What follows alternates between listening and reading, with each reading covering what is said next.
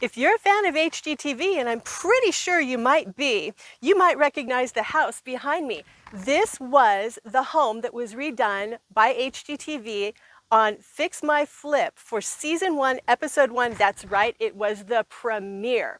Now, I was the realtor consultant that was brought in thanks to Paige Turner and her lovely cast and crew with Fix My Flip.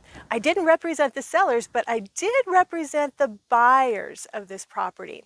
And they had intended to make this their forever home up here on the mountain, but an opportunity arose that they just couldn't say no to. So they're really sad about it, but this house is going on the market. So of course, if you loved it on HGTV's Fix My Flip, you are going to really love it now, because not only did the current owners basically come in and love the house the way that it was redone, but they also made some really smart and chic improvements to the property as well. So here is your opportunity to own the house that HGTV redid here in beautiful Lake Arrowhead, California.